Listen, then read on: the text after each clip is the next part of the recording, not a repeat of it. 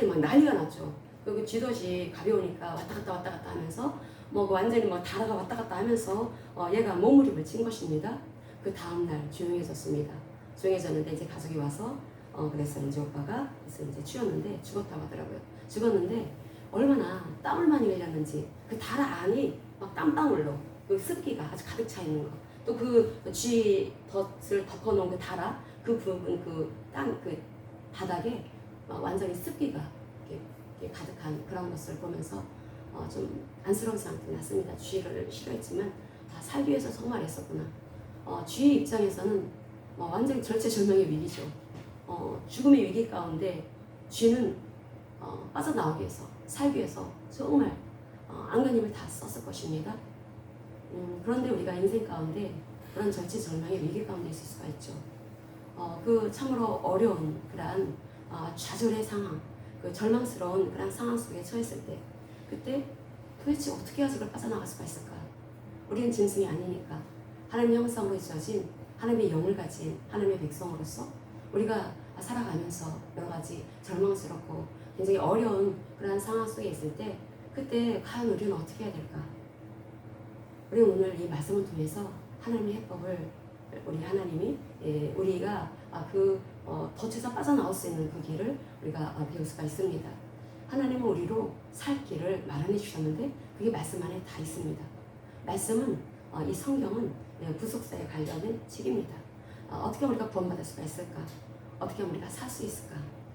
이 구속사에 관련된 이 하나님의 이 말씀 이 부분에 대해서는 정말 무름한 말씀인 것이고 이 하나님은 우리를 구원하시는 데 있어서 조금도 빈틈이 없이 하나님의 말씀을 통해서 우리에게 확실한 그 답을 우리에게 내려주셨는데 그게 바로 창세기 3장 15절의 말씀입니다. 그 말씀을 우리가 깨달아 알아야 합니다.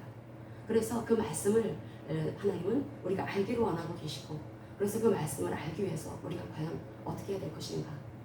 신앙의 위인들을 보면은 신앙의 위인들이 보통 그 당대에 살았던 정말 많은 사람들이 있었음에도 불구하고 참으로 특별한 인생을 살았다라고 하는 것을 볼 수가 있습니다. 오늘 시편 31편의 저자인 바로 다윗의 경우도 그렇죠. 다윗은 참으로 파란만장한 인생을 살아간 사람입니다. 왕이었다 하더라도 그가 목동에서 왕이 되는 참으로 놀라운 신분의 변화가 있었다 하더라도 그의 인생은 참으로 쉽지 않았습니다. 그 시기 질투하는 무리들이 항상 따랐었고 그 다윗을 어쨌거나 그 왕의 자리에서 끌어내리기 위해서 호시탐탐 노리는 악인들이 근처에 참으로 많았습니다. 그 속에서 다윗은 어떻게 그 어려운 상황을 견딜 수 있었을까요? 우리가 시편 32편을 통해서 또 많은 다윗의 시편을 통해서 우리가 다윗의 그 신앙을 배울 수가 있습니다. 하나님께서는 이 신앙의 그 위인들을 통해서 너들은 꼭 배워야 될 것이 있다. 그 신앙의 위인들, 다윗도 그렇고 요셉도 그렇고 다니엘도 그렇고 그 신앙의 위인이라고 보는 이 구약에 나오는 그 많은 그러한 신앙의 위인들, 신앙의 선배님들을 이렇게 볼 때 그들은 그 당대에 정말 많은 사람들이 살아갔고 언약의 백성들이 참 많았는데 그 언약의 백성들로서 많은 사람들, 수다한 사람들이 동시대를 같이 살았지만은 그 사람들이 놓쳤던 그 어떤 것을 가지고 있었다라는 거죠. 다윗은 어떤 것을 가지고 있었을까요? 다니엘은 어떤 것을 가지고 있었을까요? 요셉은 다른 사람이 놓쳤던 그 무엇을 가지고 있었을까요? 그걸 우리가 알아야 되겠습니다. 그게 바로 언약입니다. 언약. 성경은 언약에 대한 말씀입니다. 언약에 대해서 말씀을 하고 있습니다. 이 창세기 3장 15절은 은혜를 베풀어 주신 언약에 관련된 하나님의 약속의 말씀이죠. 내가 너희들을 복주리라. 내가 너희들을 그 죄 가운데 살고 있는 너희들을 빼내주리라. 내가 너희들을 살게 하리라. 죄가 들어오기 전에 에덴 동산 그 첫사람 아담과 하와는 거기에서 완벽한 보호를 받으며 살아갈 수 있었죠. 그렇게 하나님은 꿈이 있으십니다. 그런 세계 속에 내가 너희들을 그러한 세계 속으로 새 에덴 하나님의 완벽한 보호가 있는 그러한 은혜가 넘치는 그러한 곳으로 내가 너희들을 그렇게 그러한 동산에 그 새 에덴 동산에 너희들을 그 언약 관계를 맺으며 언약을 맺으면서 그 동산 안에 너희들을 품고 동산 안에서 너희들을 보호하고 너희들을 지키고 내가 너희들과 늘 동행하는 삶을 살아가리라. 하나님께서 그렇게 언약을 맺으신 것입니다. 그런데 우리가 이 언약에 대해서 알아야 되는데 이 언약의 이 말씀을 구체적으로 알려주시는 것이 바로 시내산 언약을 통해서 우리는 언약이 무엇인지를 알게 됩니다. 창세기 3장 15절 그 말씀만 갖고서는 모릅니다. 잘 너무나 희미하기 때문에. 그래서 그 말씀을 구체적으로 알려주신 말씀이 바로 모세오경에 나와 있죠. 우리가 이 구약성경을 39권으로 구성되어져 있는데, 구약성경은 모세오경, 바로 토라라고도 하는 이 모세오경, 그리고 그 역사서가 있고 또 선지서가 있고 또 성문서가 있습니다. 시편은 성문서죠. 어떤 지혜서라고도 하는 이 지혜서, 이 시편, 잠언, 욥기, 전도서, 아가서 이렇게 해당되지 않습니까? 그리고 모세오경에 대해서는 토라 하나님의 그 말씀에 대해서 가르쳐주고 있습니다. 모세오경을 통해서 하나님께서는 하나님의 백성이라면 하나님께서 인간에게 제시하시는 인간은 어떻게 살아가야 될 것인가, 삶의 원리에 대해서, 삶의 기준에 대해서, 인간의 삶의 원칙적인 그러한 원칙에 대해서 하나님은 모세오경을 통해서 들려주고 계시다라는 거죠. 모세오경을 통해서 사람은 이렇게 살아야 돼 라고 하는 것을 들려주시는 것입니다. 모세오경에 하나님께서 인간은 어떻게 살아가야 되는지에 대해서 말씀을 하고 있고, 그 가운데 가장 많은 말씀을 담고 있는 내용이 바로 레위기석에 담아 있습니다. 247개나 되는 그 율법이 바로 레위기석에 들어있죠. 오늘 본문으로 잡은 레위기 26장 1절과 2절 먼저 읽겠습니다. 레위기 26장 1절과 2절.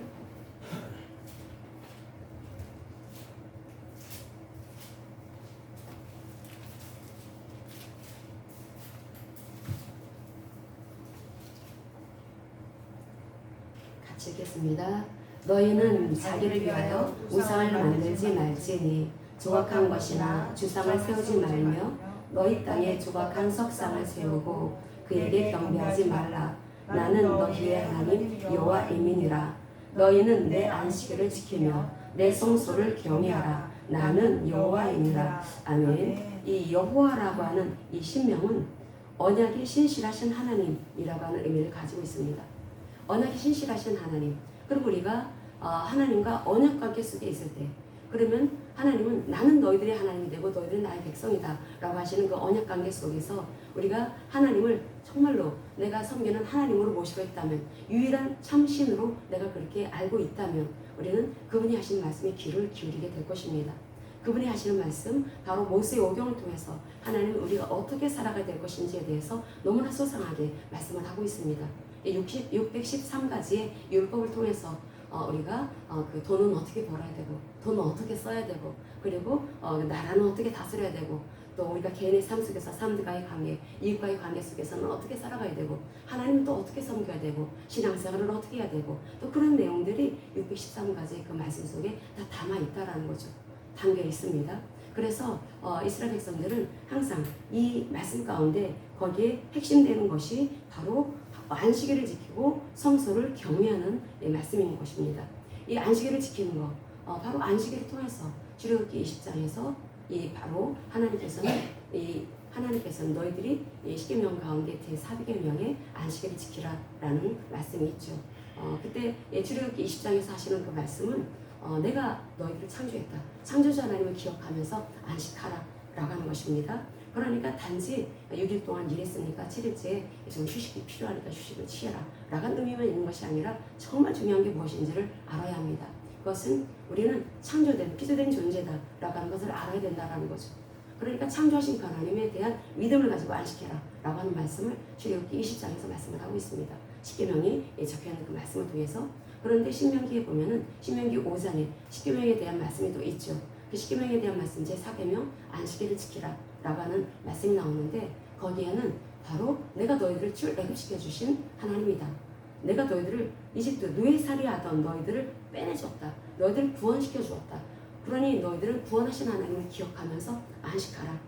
그러니까 그 신명기에서는 출애굽해 주신 이집트에서 빼내 주신 그 하나님, 구원하신 하나님께 감사하면서 그 믿음을 가지고 안식을 해야 된다라는 거죠. 그러니까 안식일이라고 하는 그날은 바로 창조주 하나님, 나를 구원하신 구속주 하나님, 그 하나님을 기억하면서 믿음을 가지고 감사한 마음으로, 그래서 그 하나님을 생각하고 그 하나님의 말씀을 생각하면서 그 안식일을 지켜야 될 책임이 바로 책무가 백성들에게 있었습니다. 그런데 그들은 하나님을 굉장히 하나님의 말씀, 하나님의 그 말씀, 하나님의 그 사랑이 가득한 그 말씀, 이집트에서 노예살이하던 이스라엘 백성들을 빼내주실 때 출애굽기 6장에 보면은 내가 너희들을 독수리 날개로 업어서 이렇게 너희들을 날 업어가지고 이렇게 빼내주었다. 그렇게 말씀을 하고 있습니다. 광야로 이스라엘 백성들 시내산에서 언약을 맺으실 때 내가 너희들을 독수리가 그 날개를 세 개를 업는 것처럼 그렇게 업어 날라서 너희들을 이렇게 안전한 지대로 오게 했다라고 하는 말씀을 하셨다라는 거죠. 독수리라고 하는 그 새는 그 날짐승 위에서 왕이라고 하지 않습니까? 새 중의 왕이 바로 독수리라고 말들을 합니다. 그런데 이 독수리는 굉장히 빠르고 날렵하고 그리고 그런데 그렇게 먹이감이 발견되어졌다 하면은 쏜살같이 날아가가지고 낙고채갖고 자기 먹이로 삼는 게 독수리는 참으로 세중의 왕이고 굉장히 날렵한 날짐승입니다. 그런데 이 독수리가 새들 중에서 정말 자기 새끼를 돌보는 것이 세중의 으뜸이라는 거죠. 하나님께서 왜 독수리 날개로 그 새끼를 어금같이 그렇게 이스라엘 백성들을 보호하셨다라고 하는 말씀을 하실까? 그것은 내가 너희들을 독수리처럼 세중의 왕으로 세상에 으뜸되게 너희들을 키울 것이다. 그러나 이 독수리가 새끼를 보호할 때는 끔찍하게 굉장히 사랑을 합니다. 굉장히 아끼고 보듬어 줍니다. 그런데 이 새끼 사랑이 유별납니다. 새끼를 그냥 무조건 품지만 않는다라는 거죠. 새끼들을 세중의 왕으로 키우기 위해서 벼랑에서 계속 떨어뜨리는 그런 훈련을 시키는 것이 바로 독수리가 어미 독수리가 하는 일이라는 것이죠.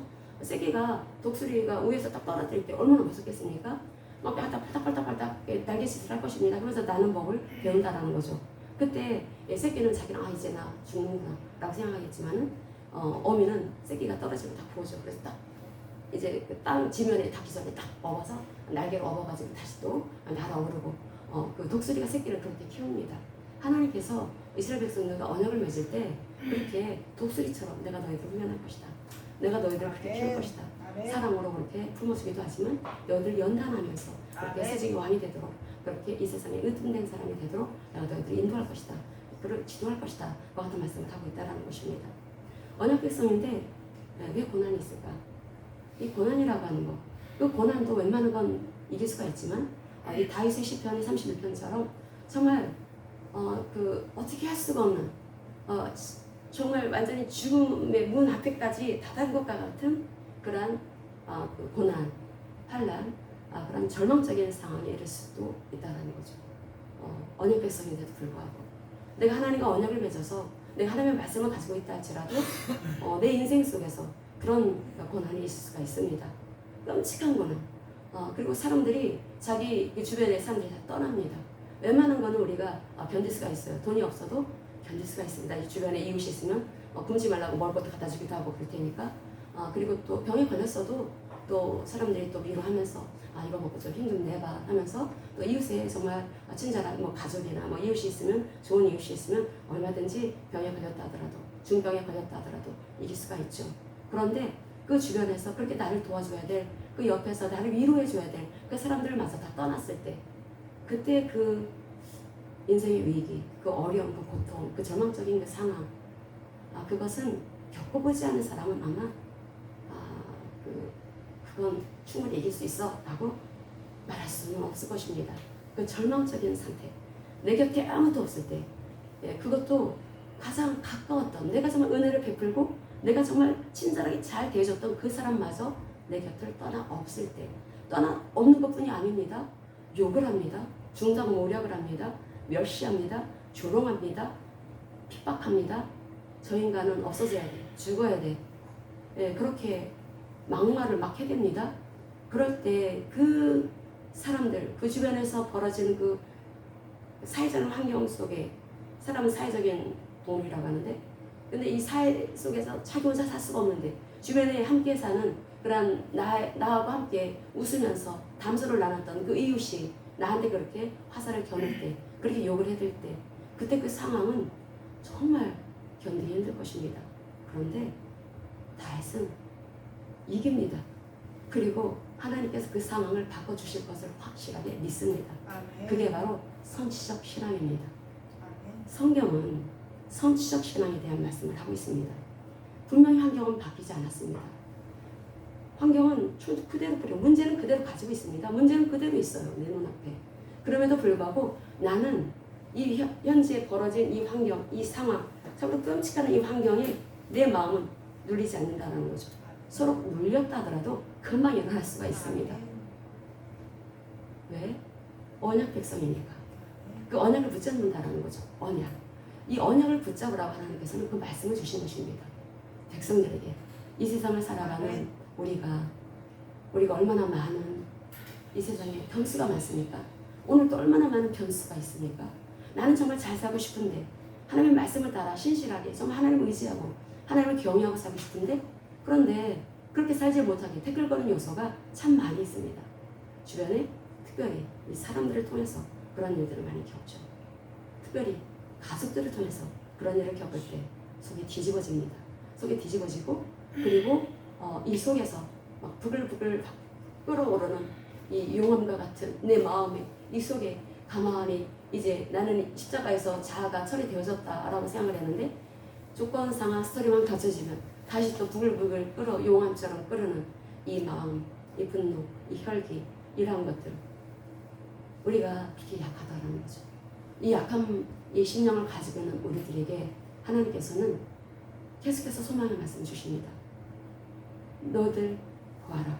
모세 오경을 통해서 우리가 반드시 배워야 되는 것이 하나님이 어떤 일을 하셨는지, 하나님은 누구신지, 하나님이 누구시냐? 창조자 하나님이시다. 이스라엘 백성들 그 끔찍한 환경 속 이집트에서 노예살이하던 그런 사람들을 빼내주신 놀라운 기적으로 함께 하셨던 그 하나님이시다. 그것을 잊지 말으라는 것입니다. 그 하나님은 사랑의 하나님이시다. 에덴 동산에서 그렇게 하나님과 교제하며 잘 살던 첫사람들이 아담과 하와가 죄를 지어서 쫓겨나게 되었습니다. 그러나 하나님께서는 다시 그 복된 환경 속에 다시 들여놓고 싶으신 거예요. 그 복된 환경 속에 너희들이 있어야 되지 않겠니? 그러기 위해서는 안식일을 지켜라. 안식일을 지키고 그 안식일, 그 하나님께서 안식일을 지키라고 하셨을 때 하나님이 누구신지, 창조자 하나님, 또 하나님은 어떤 일을 하셨는지 구속주, 이집트에서 노예살이하던 이스라엘 백성들을 빼내주신 그 하나님, 그 하나님이 그 마음을 살피면서 그 하나님께 감사하면서 그렇게 안식일을 살아야 했습니다. 그런데 그리고 또 성소를 경외하라. 이스라엘 백성들은 절기를 꼭 지켜야 되죠. 절기를 지키고 그 절기도 정해진 곳에서 지켜야 합니다. 이 성소를 경외하라. 아니 어떤 장소를 경외하라 라고 하는 말씀을 하고 있다는 거죠. 하나님께서 하나님을 경외하라 라고 하는 말씀을 하고 있고 또 부모도 경외하라 똑같은 단어를 쓰면서 경외하라 라고 하는 말씀을 하시는데 또 똑같은 단어를 쓰면서 성소를 경외하라 라고 하는 말씀을 하고 있습니다. 이 말씀이 어떤 말씀이냐면 이 말씀은 하나님의 보호의 울타리, 하나님의 은혜의 울타리가 바로 이 성소에 있다라고 하는 말씀을 하고 있다는 것입니다. 이 성소, 하나님이 임재하시는 처소죠. 하나님 임재하시는 처소를 하나님이 불러 보호하고 계신다라고 하는 의미를 가지고 있습니다. 내가 너희들을 보호할 거야. 마치 에덴 동산처럼 하나님께서 보호하시고 그곳에서 하나님께서는 백성들을 어떻게 돌봐주시는지, 어떻게 은혜를 내려주시는지, 헤세드와 에메트의 그 하나님은 너무나 인자하시고 너무나 친절하시고 너무나 자비하시고 사랑을 우리의 그 머리로는 계측할 수가 없는 그 사랑의 그 하나님, 그 하나님의 놀라운 그 은혜, 그 하나님이 바로 헤세드, 그 언약을 맺은 백성에게 베풀어 주시는 그 헤세드라고 하는 그 단어 안에 다 함축되어져 있습니다. 그 하나님은 또 하나님이 하신 말씀을 끝까지 지키시는, 그 말씀이 반드시 이루어질 수 있도록 끝까지 책임을 다하시는 너무나 놀라운 신실하신 하나님, 언약의 책임을 다하시는 여호와 하나님이십니다. 그 하나님이 에메트의 하나님이시죠. 그 하나님의 속성이 헤세드와 에메트라고 하는 그 단어 안에 다 담겨져 있다는 것입니다.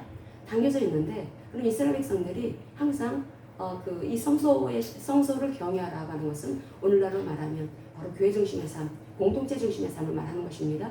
그리고 안식일을 지켜라라고 하는 것은 안식일의 주인 대신 예수께서 이 땅에 오셔가지고 십자가 부활의 복음을 통해서 우리에게 이제 주의를 지킬 수 있도록 그렇게 모든 것을 다 이렇게 구별해 놓으셔서 우리를 지금은 그 주의를 지키고 있죠. 그래서 주의를 지키는 이 신앙, 그리고 주의를 지킬 때 그냥 교회만 나와서 예배드리는 것이 아니라 하나님께서 나를 구속해 주신 그 은혜 감사하면서 하나님의 그 사랑에 감격하면서 그래서 이 날을 하나님께 내가 오롯이 하나님 안에서만 발견되도록 우리 항상 그렇게 살아가야 되지만 특별히 이 주일은 더 내가 그동안에 일주일간 6일 동안 내가 혹시 하나님의 그 말씀이 이탈한 것은 없는지 난 하나님 중심의 삶을 살아가고 있었는지 그것을 점검하면서 또 회개할 거 있으면 회개하고 그렇게 하시면 다시 한번 그 믿음의 재정비를 하는 시간이 바로 주일이라고 할 수가 있겠습니다. 그리고 주일날 각자 자기 자리에서 살고는 그 자리에서 예배를 드리는 것이 아니라 우리가 코로나 때라 하더라도 우리가 주님 앞에 나와서 예배를 드려야 되겠죠. 지금은 코로나가 지났지만 어쨌든 우리는 이 교회 공동체 안에서 예배 드리는 것은 너무나 중요합니다. 이것이 얼마나 중요하냐면 하나님께서 그 예레미야 애가서에 보면은 이스라엘 백성들 남유다가 바벨론에 의해서 멸망당했을 때 예레미야 애가를 통해 하나님은 어떠한 말씀 예레미야를 통해서 말씀하시는지 그 부분을 찾아서 읽겠습니다. 예레미야 애가서 2장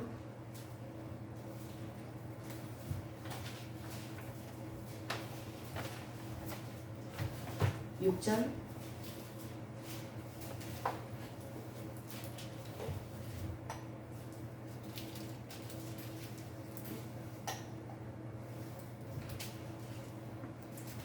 예레미야가 2장 6절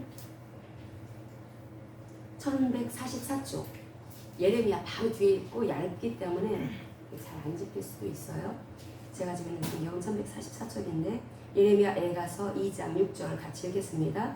주께서 그의 초막을 동산처럼 헐어버리시며 그의 절기를 폐하셨도다. 여호와께서 시온에서 절기와 안식일을 잊어버리게 하시며 그가 진노하사 왕과 제사장을 멸시하셨도다. 아멘. 남유다가 바벨론에 의해서 멸망당하죠. 하나님이 심판을 내리신 것입니다. 언약에 신실하지 못했던 이스라엘 백성들, 하나님의 말씀을 경홀히 여겼고 하나님을 경외하지 않았던 그 사람들은 안식일을 지키고 그들은 생각하기를 안식일은 지키고 성소도 자기네는 열심히 성전 중심의 신앙을 살았다라고 생각했을지는 모르지만 그러나 그들은 안식일을 지키고 하나님을 경외하면서 성소 중심의 삶, 공동체 중심의 삶을 살지 않았다라고 하나님은 딱 결론을 내리십니다. 그래서 심판을 하신다라는 거죠. 그들 심판 나간 이유가 무엇에 있는가? 결국은 이 거짓 선지자들에 의해서 하나님을 경외하고 그리고 안식일을 지키고 성소 중심의 성소를 경외하는 그러한 신앙을 살지 못했기 때문에 결국은 그 이스라엘이 남유다가 망할 수밖에 없었다라고 이렇게 말씀을 하고 있습니다. 여기 보면 2장 6절에 보면은 애가서 2장 6절에 보면은 이 초막이라고 하는 것이 바로 울타리를 치다라고 하는 이 소크라고 하는 이 단어에서 유래되는데 이게 성막과 성전을 말하는 것입니다. 하나님이 임재하시는 처소인 하나님의 성막, 여호와의 성막, 하나님의 성전, 여호와의 성전을 말하는 것인데 그런데 그런 뜻도 있지만 또 어떤 의미를 가지고 있냐면 바로 그의 울타리 안이라고 하는 뜻을 가지고 있습니다. 이 성전이라고 하는 곳, 이 교회라고 하는 곳은 하나님의 울타리 안이라는 거죠. 말하자면 하나님의 에덴 동산이라는 것입니다. 이 땅에 우리가 비록 죄 가운데 살고 있고 우리가 이 세상의 신은 악한 마귀고 그렇게 살고 있지만 하나님께서 구별하신 장소가 있는데 그게 바로 교회다. 이것을 에클레시아라고 하지만 이게 히브리어를 70인역으로 바꿨을 때 이것을 보통 이 카하를 에클레시아로 번역하는 걸 볼 수가 있습니다. 이 카할이라고 하는 이스라엘을 보통 명칭할 때 이 카할이라는 단어를 씁니다. 결국 이 하나님께서 이 교회는 바로 이스라엘 공동체를 말하는 것이고 이 성전의 중심의 삶, 바로 교회 중심의 삶을 살아가는 것은 하나님의 언약 백성이 공동체 중심의 삶을 살아가야 되는 것이다. 그래서 에베소서에서 바울이 이 구약성경을 깊이 깨달은 이 그리스도로서 우리가 살아날 수 있는 유일한 길은 그리스도를 주인으로 모시는 길밖에 없다라고 하는 것을 깊이 깨달았던 이 바울이 에베소서를 쓸 때 에베소서에서 그리스도 안에서라고 하는 말씀이 굉장히 많이 나오죠. 특별히 이 에베소서에서 이 에베소서 4장에 보면은 이 교회는 어때야 되는가? 교회는 성령 안에서 하나가 되어져야 된다. 그리고 교회는 거룩해야 된다. 라고 하는 말씀을 강조하고 있습니다. 교회가 이 세상을 이길 수 있는 것은 바로 성도 수가 많아서 이길 수 있는 것이 아닙니다. 교회에 모인 사람들이 헌금을 많이 내갖고 엄청나게 많은 재정이 있어서 세상을 이길 수 있는 것이 아니죠. 이 세상을 이길 수 있는 힘은 바로 성도들이 하나님 성령 안에서 하나 되는 것에서 나오는 것이고 거룩한 것에서 나오는 것이다 라고 하는 것을 에베소서에서 바울은 말을 하고 있습니다. 우리 하나님께서 우리가 그렇게 살아가야 되는데 그런데 이스라엘 백성들 언약 백성으로서 마땅히 그렇게 살아가야 했습니다. 그런데 완전히 개인 플레이였다는 거죠. 나만 잘 믿으면 되지. 근데 그 믿는다라는 것이 바로 내가 바리바리 싸서 하나님 앞에 갖다 바치면 좋아할 줄 알았다라는 것입니다. 하나님. 근데 하나님께서는 그런 사람들이 드리는 그 기도를 가증스럽다. 나 듣지 않는다. 라고 하는 말씀을 하십니다. 예레미야 선지자를 통해서, 하나님께서 이사야 선지자를 통해서, 하나님께서 계속해서 그 북이스라엘이 망하기 전에 이사야 선지자를 통해서, 남유다가 망하기 전에 예레미야 선지자를 통해서 하나님께서 계속해서 백성들, 언약 백성들이 돌이킬 것을 계속해서 촉구하시면서 회개하라. 하나님께로 돌아와라. 너희들은 언약 백성이다. 너희들 세상 사람들처럼 그렇게 살면 안 된다. 모세오경이 있지 않느냐. 너희들 태어나면 아이들 보통 이제 암송을 시키는 것이 보통 이제 그 바벨론 포로된 이후에 보통 많이 암송시켰다고 하는데, 근데 정말 중시해야 되는 말씀이 바로 모세오경이었다라는 거죠. 이 말씀은 반드시 외워야 되는 말씀이었고, 이 말씀은 인간으로서 우리가 어떻게 살아가야 되는 것인지, 삶의 기준, 삶의 원리, 삶의 원칙에 대해서 하나님은 분명하게 말씀을 하고 있습니다. 근데 그 삶의 원칙이 우리가 만든 것이 아니라, 인간이 만든 것이 아니라 하나님이 제시하신 것이라는 거죠. 우리가 이 죄악된 이 바다, 자기 중심적이고 항상 자기 만족을 추구하고 자기한테는 얼마나 관대한지, 자기에 대해서 우리가 모든 일상생활 속에서 우리가 신앙생활을 한다 하더라도 우리 보면은 내가 굉장히 자중심적이구나 라고 하는 것을 불현듯 발견할 때가 있습니다. 잘 모릅니다. 내가 이렇게 자가 강했나? 내가 이렇게 자중심적이었나? 그거 잘 모릅니다. 성령께서 알게 하실 때 내가 이렇게 자가 강한 사람이었구나. 이 자가 강하게 되면은 내 강한 자로 인해서 누군가가 피해를 입습니다. 내 강한 자로 인해서 누군가가 맞는다라는 거죠. 마음의 상처를 받게 된다라는 거죠. 이 강한 자아는 누군가에게 피해를 줄 수가 있기 때문에 하나님은 이타심을 가지고 살아가야 된다. 자중심적으로 살면 안 된다. 그런데 그것이 도닦는다고 됩니까? 많이 구제한다고 됩니까? 선행 많이 한다고 됩니까? 다 자기만족이지. 그렇게 해서 되는 일이 아니다. 너희들은 피조된 존재이기 때문에 반드시 하나님 제시하신 방법, 창세기 3장 15절, 그리스도, 오실 그리스도를 붙잡아야 된다.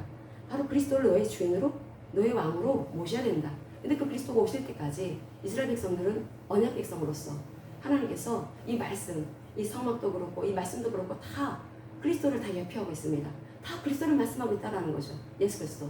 그래서 그 말씀을 내가 먹을 때, 취할 때 우리는 점점 취한 만큼 이게 의롭게 변화되어지는 것을 볼 수가 있다는 거죠.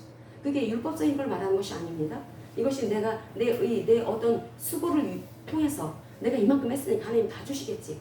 이만큼 내가 열심히 노력했으니까, 내가 하나님을 위해서 이렇게 헌신을 했으니까 하나님 축복하시겠지. 그런 차원의 것이 그런 것이 아닙니다.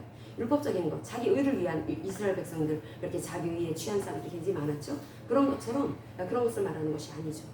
그래서 하나님께서는 우리가 이 하나님 성소를 경외하고 또 안식일을 지키고 그렇게 했을 때 하나님께서는 이 안식일에 이스라엘 백성들은 하나님의 말씀을 이게 묵상하면서 자신의 삶에 이탈된 부분이 있으면 그렇게 회개하기를 원하셨고, 그리고 성소 중심의 삶을 살아가면서 그래서 이 공동체가 하나 되어지고 잘못됐을 때 그 대속죄일날 대제사장이 백성들이 지은 죄를 대속하기 위해서 피를 뿌려야 했고, 지성소에 들어가는 데 있어서 자신의 죄를 대속하기 위해서 또 피를 뿌려야 됐고, 그래서 공동체들이 지은 죄를 대속하기 위해서 대속죄일이 필요했던 것처럼 하나님께서는 이 공동체 안에서 항상 거룩을 유지해야 되는데, 그런데 죄를 지을 죄 가운데 살고 있으니까 죄를 지을 때 어떻게 해야 되는지 레위기서에 이렇게 나오고 있고, 또 이게 모세오경에 보면은 하나님께서 소상하게 그 말씀을 하고 있는 걸 볼 수가 있습니다.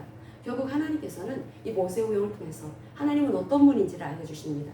하나님은 얼마나 놀라운 은혜의 하나님이신지 그걸 알려주신다라는 거죠. 그러니까 백성들, 언약 백성들은 어떤 삶을 살아가야 될까? 내가 하나님의 놀라운 은혜 안에 있는데 그렇다면 나는 어떻게 살아가야 될까? 어떤 삶을 살아가야 될까? 그것은 답이 자명한 것입니다. 바로 말씀을 따라 살아가야 된다라는 거죠. 근데 그렇게 정말 잘 살았던 사람들, 그런 사람들이 신앙의 위인이라고 불려지는 그 사람들이었다라는 것입니다. 요셉, 다니엘, 얘기 굉장히 많지 않습니까? 이런 사람들, 그런 사람들이 언약을 기억했던 사람들이고, 단지 머릿속 기억이 아닙니다. 이 기억이라고 하는 것은 내 삶을 통해서 나타나도록 해야 된다라는 거죠. 그래서 그 항상 하나님이 행하신 일, 하나님이 누구신지 그 하나님을 기억하고, 그리고 또 하나님이 행하신 일을 기억하면서 하나님의 은혜에 항상 감사하면서 그 언약, 그 하나님의 그 은혜의 언약 안에 있어야 될 사람들이 바로 언약 백성인 그 이스라엘 백성들이 해야 될 일이었었는데, 그렇게 살지를 못해서 결국은 망하고 말았는데, 그런데 그 다윗은 그러지 않았습니다. 다윗은 시편 31편에 보면은 이 다윗이 정말 기가 막힌 고난의 울타리, 고통의 그러한 참으로 시련의 그 시기 속에 있다 하더라도 하나님을 경외하면서 어떻게 그것을 극복했는지, 이 선지적인 신앙, 그 선지적인 신앙이라고 하는 것은 하나님이 언약을 통해서 이스라엘 백성들한테 언약을 통해서 하나님이 어떤 하나님인지 알려주시고 그리고 하나님이 어떤 일을 행하셨는지 모세오경만 보더라도 우리가 충분히 알 수가 있습니다. 그 하나님, 이스라엘 백성들한테 행하신 그 하나님은 내 인생 속에서 그 일을 하신다라는 거죠. 내 인생 가운데 그 하나님은 반드시 역사하시는 하나님이십니다. 왜? 하나님은 의롭고 거룩하신 하나님이시고 구원하시는 하나님이시기 때문에. 그래서 그 하나님이 바로 내 삶 속에서 하실 그 일을 우리가 굳게 믿을 때 우리는 내 삶 속에서 벌어진 그러한 여러 가지 어렵고 고통스러운 그러한 그 환란 가운데 있다 하더라도 그것 때문에 내 마음이 무너지도록 이렇게 내가 방심하지 않게 된다라는 것입니다. 그 고난 속에 있을 때 참으로 절망스러운 상황 속에 있을 때 참 기가 막히게 고난 속에 자칫 이 믿음을 놓칠 수도 있겠죠. 다윗도 그랬습니다. 시편 31편 같이 읽어보겠습니다. 다윗 시편 31편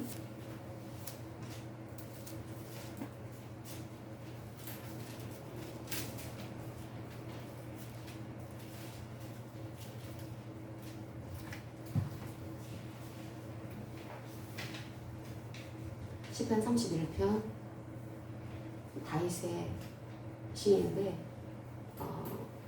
이 31편이 보통 사울에게 쫓길 때 쓴 시다라고 하는 선교자 그렇게 말하는 선교자도 있던데 제가 가지고 있는 원어 주성을 보면은 그 왕이 되고 나서 쓴 시다.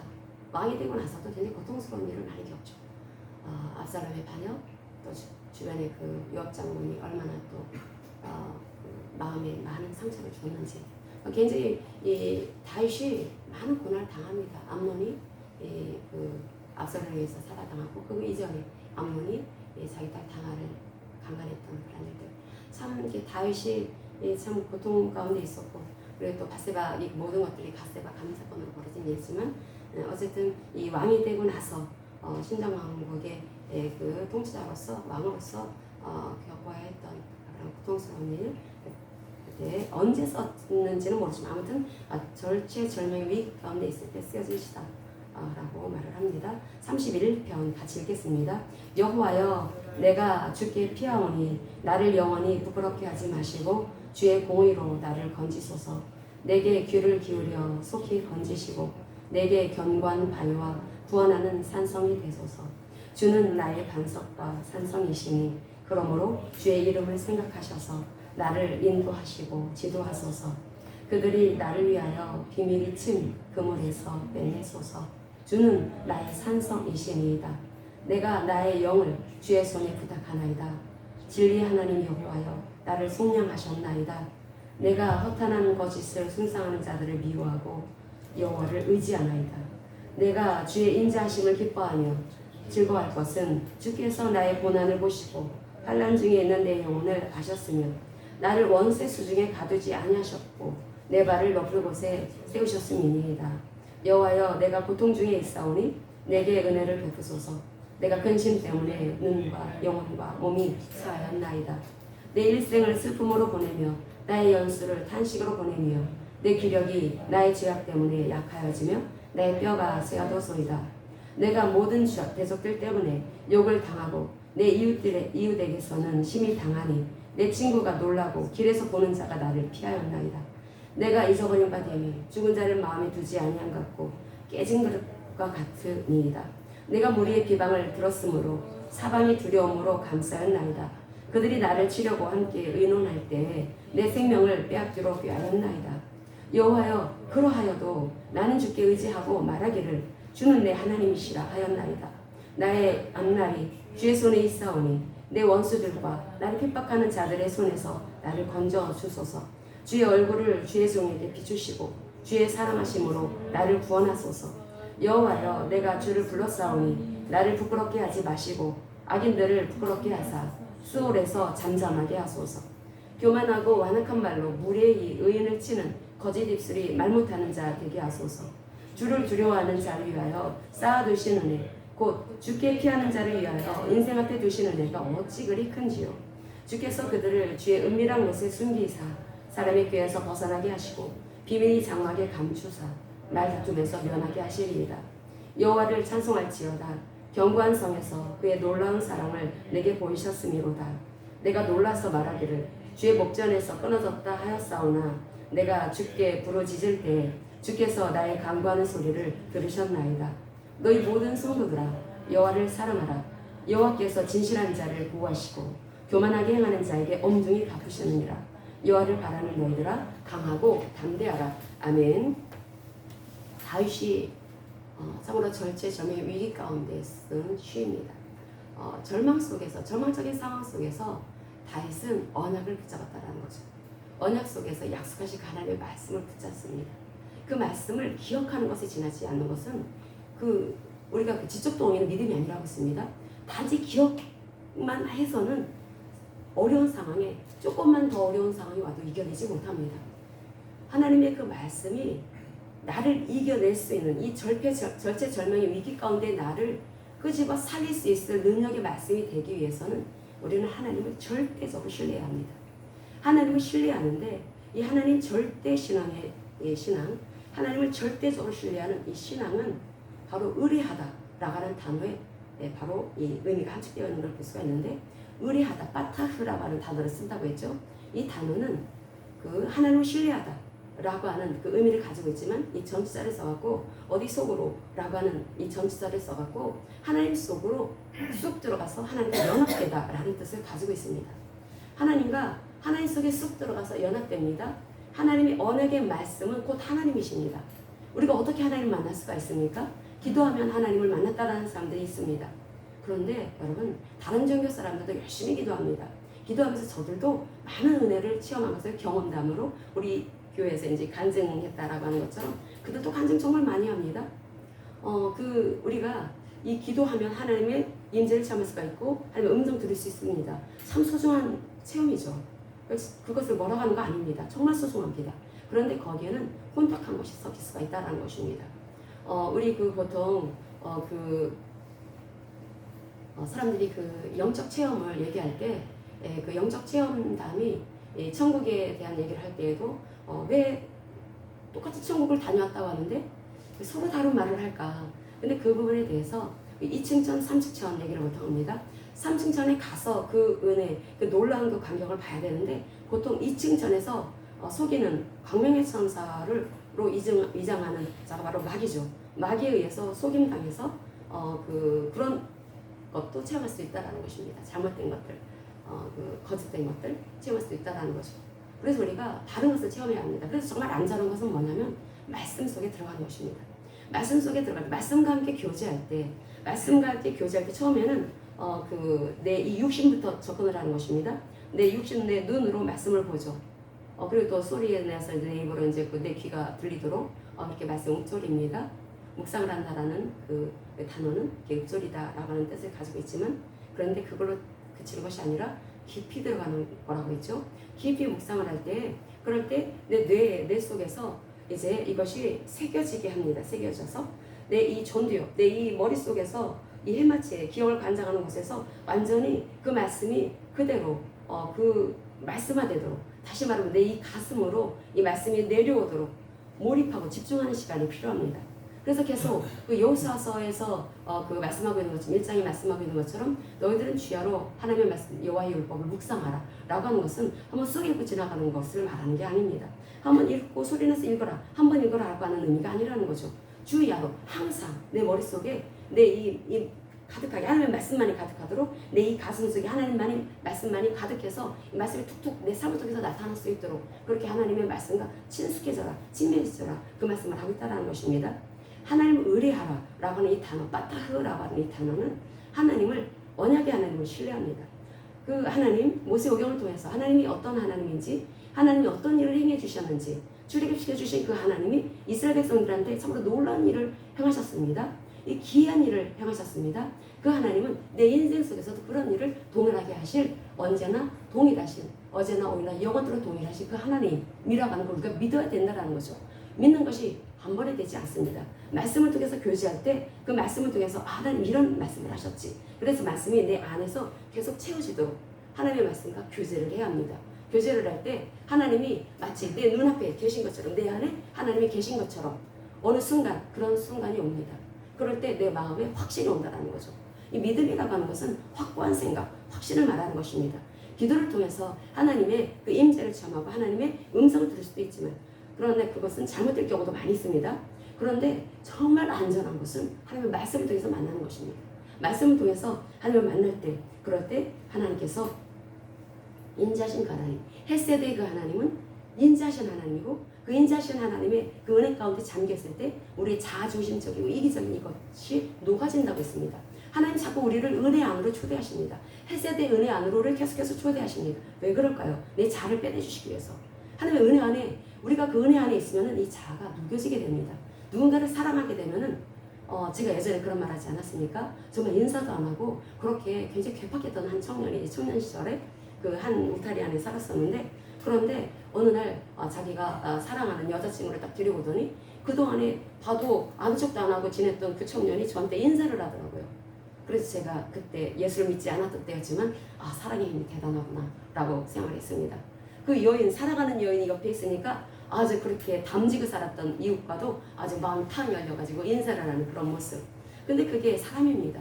사람은 내가 사랑을 받고 있구나, 내가 은혜 안에 있구나 라고 하는 것을 알게 되면은 이 자아중심적이고 이기적인 이 죄된 이 창세기 3장에 들어있는 죄성 이런 것이 녹여지게 된다는 거죠. 그래서 하나님께서는 너희들은 죄 가운데 살면 안 되고 하나님의 말씀은 의로운 말씀이고 우리가 의 가운데 살아야 된다라고 하는 말씀을 하고 있다는 거죠. 그리고 그 말씀이 하나님의 말씀은 요새다. 결국은 하나님께서는 의롭게 살아가는 사람들에게 하나님은 요새와도 같다라고 하는 말씀을 하고 있는 것입니다. 지금 다윗이 그걸 체험한 것입니다.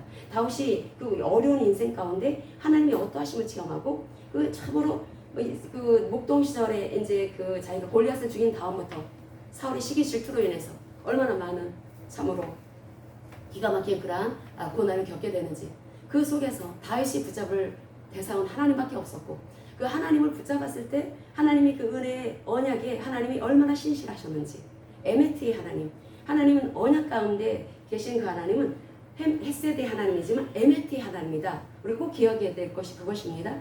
하나님은 정말 은혜로우신 하나님이시지만 하나님은 에메트, 하나님이 하신 그 말씀은 항상 신실하게, 그 말씀이 그 구약에서만 해당되는 말씀이 아닌 것입니다. 이 지구가 언젠가는 이제 종말을 맞이할 날이 옵니다.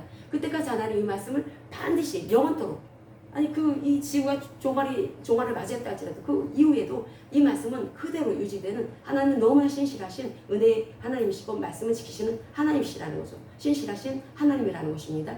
그 하나님을 다윗은 알았고 신뢰했고 경험을 통해서 더 깊이 그 하나님을 알아갔고, 그래가지고 그 안에서, 내면 안에서 하나님을 만납니다. 이 다윗 보세요, 여러분. 다윗의 그 이야기 스토리를 보면은 내가 어떤 이런 영적 체험을 했는데 놀라운 신세계가 펼쳐졌어, 그런 얘기 없습니다. 다윗이 어려울 때 기도를 했는데 여러 가지 이제 하나님의 응답을 받는 일은 있었죠. 그런데 주로 다윗의 이러한 신앙을 보면은 이 사람이 얼마나 언약 중심의 삶, 하나님 중심의 삶, 성전 중심의 삶, 항상 공동체 중심의 삶을 살기 위해서 얼마나 애썼던 사람인지, 그 의의 말씀을 붙잡고 그렇게 부단히 그 말씀과 씨름하기 위해서 자기를 부인하고, 그리고 또 다윗이 굉장히 관대한 사람이었습니다. 굉장히 다윗은 쪼잔한 사람이 아니었어요. 상당히 사이즈가 큰 사람이었습니다. 여러분, 하나님을 정말 신뢰하고 하나님의 말씀을 지키는 하나님의 그 언약의 말씀과 언약 관계 속에서 이렇게 살아가는 이 사람들은 쪼잔하지 않습니다. 작은 일이 삐지지 않습니다. 계속해서 사이즈가 커지고 있죠. 이 의인은 사이즈가 큽니다. 우리가 교회 안에서 삐지는 사람들 많다는 얘기, 목사님들한테 목사님들과 만날 때 교회 안에 삐지는 사람들이 많다, 이런 얘기들 제가 가끔마다 종종 듣는데, 그것은 언약을 모르기 때문에 그런다라는 거죠. 하나님을 모른다라는 뜻입니다. 왜 삐집니까? 자가 강하기 때문에, 아직도 뾰족하기 때문에. 그거 자랑할 일 아닙니다. 내 성향이 그러니까 내버려 둬. 아닙니다. 바꿔줘야 됩니다. 계속 자라야 합니다. 영적 젖먹이로 그대로 있으면 여러분, 어려운 이러한 그 대환란 속에서 절대 넘어지지, 그런 사람들 배교합니다.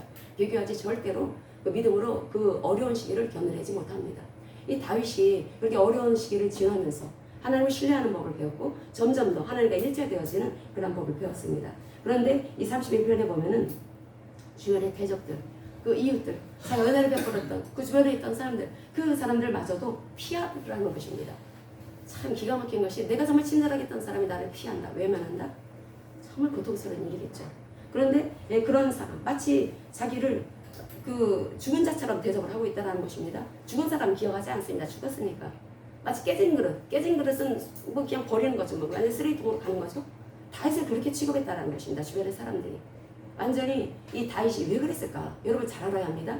하나님의 말씀을 지키기 위해서, 의의 말씀을 지키기 위해서는 이 죄된 세상에서 자기 중심의 삶을 살아가는 사람들한테는 특별한 사람을 볼 수가 있습니다. 뭐 저렇게까지 믿을 수가 있을까? 저렇게까지 믿을 필요가 있을까? 좀 그래서 도드라져 보일 수도 있다라는 거죠. 그러다 보면은 그 사람들 속에 역사나 악한 마귀로 인해서 굉장히 많은 공격을 받을 수가 있습니다. 다시 굉장히 많은 공격을 받았던 정말 파란만장한 인생을 살았던 사람이 다윗이었습니다. 그래서 참으로 너무나 기가 막힌 그러한 상황 속에 있었지만은 그러나 다윗이 말합니다.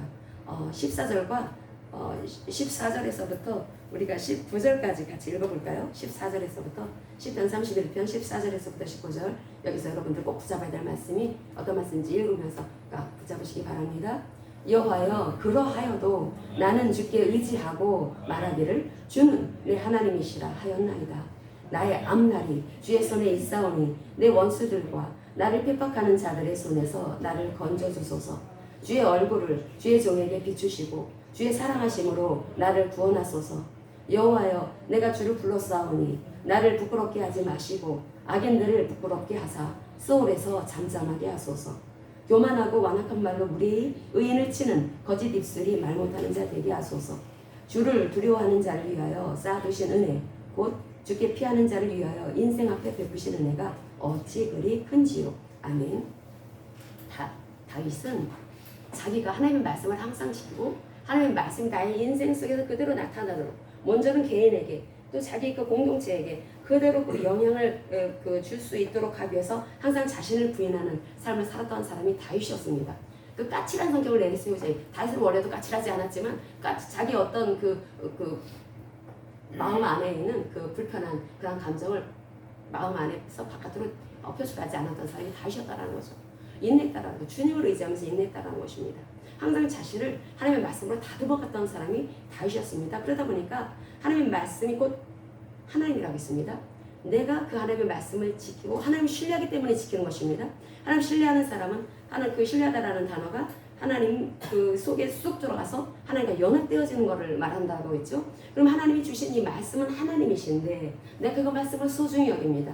하나님을 경외하기 때문에 그 말씀과 하나가 되어집니다. 내 생각이 되어집니다. 내 사상이 되어집니다. 그러면 내가 마치 그리스도가 내 안에 들어와 살고 계실 때 나는 그리스도인이 되어서 살아있는 작은 예수가 되어 살아가는 것처럼 그 다윗이 그렇게 말하자면 신의 성품을 보이는 삶을 살아가는 것입니다. 베드로후서에서 말씀하고 있는 것처럼 신의 성품을 보일 때 이 다윗을 핍박하고 다윗을 욕하고 다윗을 대적하는 사람은 누구를 대적하는 것입니까? 그렇게 하면 하나님을 대적하는 거라는 거죠. 여러분 그런 자신 있습니까? 누군가 나를 딱 대적하면 너 하나님을 대적하는구나. 이게 화가 나서 하는 말이 아니라 이것이 진짜 이 다윗이 그렇게 말을 하고 있다는 거죠. 내가 정말 하나님의 말씀과 하나 되어져서 정말 하나님과 일치된 연합된 삶을 딱 살아가고 있을 때 누가 나를 억울하게 만들고 난 그렇게 하지 않았는데 나를 계속해서 핍박하고 학대하고 계속해서 나를 눌러댑니다. 그것은 곧 하나님을 향한 것이다 라고 다윗은 말합니다. 그러니까 하나님 저들을 그냥 내버려 두지 마소서. 그러니까 너무 그 시기가 그 극심한 그런 어려움 속에 있으니까 저들은 지금 하나님을 공격하는 것입니다. 아주 담대하게 이렇게 말을 하고 있다는 것입니다. 이렇게 말을 하고 그리고 이렇게 고난의 시기 이런 고난의 시련의 시기 정말 절망스러운 이 환경 속에 다윗이 살아가고 있을 때 인내하면서 주님의 말씀을 붙잡고 하나님의 언약을 붙잡습니다. 하나님의 언약을 붙잡고 이미 모세 오경을 통해서 하나님께서 이스라엘 백성들한테 어떤 일을 행해 주셨는지 하나님 누구신지를 보이시는 그 하나님은 나의 인생 속에서 나의 고통 속에 있는 나의 인생 속에서도 확실하게 보이실 것이다 라고 하는 것을 믿고 그리고 나서 나는 이미 나는 승리했다. 그 말씀이 이미 내 인생 속에서 성취되어졌다 라고 하는 것을 굳게 믿습니다. 이것을 선지적 신앙이라고 합니다. 이 선지적 신앙을 가진 자들 이러한 사람들이 바로 이 신앙의 위인들이라고 하는 그러한 사람들이었고 이러한 사람들이 될 것을 이사야서에서도 계속 말씀하고 있죠. 너희들은 선지적 신앙을 가져야 된다. 그래서 선지적 신앙 아시리아 군대가 그렇게 많이 몰아붙였을 때 선지적 신앙 이사야 선지자는 선지적 신앙을 가질 것에 대해서 말씀을 하고 있습니다. 예언적인 말씀을 선포하죠. 그랬을 때 히스기야가 다 그걸 붙잡습니다. 그랬을 때 18만 5천 명이라고 하는 그 사람들이 예루살렘을 향해서 아시리아 산입의 그 군대들이 그렇게 몰려들 때 그 군대 18만 5천 명이라고 하는 사람들이 그 예루살렘 그 조그마한 그 예루살렘 성을 향해서 올 때 마치 지진 난 것 같았을 거예요. 막 흔들흔들했었을 것입니다. 얼마나 무서웠을까요? 그 전체전명의 위기 그런 속에 있을 때 그러나 이사야는 말하죠. 선지적 신앙을 가져라. 그 선지적 신앙 하나님이 어떻게 하셨는지 하나님 누구냐? 하나님이 어떤 일을 행하셨느냐? 그걸 기억하고 있지? 그 하나님 동일하게 너의 이 인생 속에서 일으킬 그런 놀라운 역사를 일으키실 너무나 좋으신 하나님이시오. 그 하나님을 붙잡아라. 붙잡았을 때 하루아침에 18만 5천 명이 시체가 돼버립니다. 하나님은 그런 하나님이라는 거죠. 다윗은 그 이전의 시대의 사람이지만 이 다윗은 바로 그런 모세 언약을 통해서 하나님이 들려주신 그 말씀을 꽉 붙잡았고 그래서 신실하신 그 하나님을 절대적으로 신뢰했고 그 고난 속에서 자기가 하나님의 말씀을 붙잡았을 때 그때 하나님이 빨리 하나님이 해결을 해주셔야 되는데 해결이 안 되는 거예요. 여전히 문제는 그대로 여전히 자기를 죽이려고 하는 사람들이 근처에 계속 있습니다. 그럴 때 그때 하나님은 지금 은혜를 쌓아두고 계셔라고 생각을 했다라는 거죠.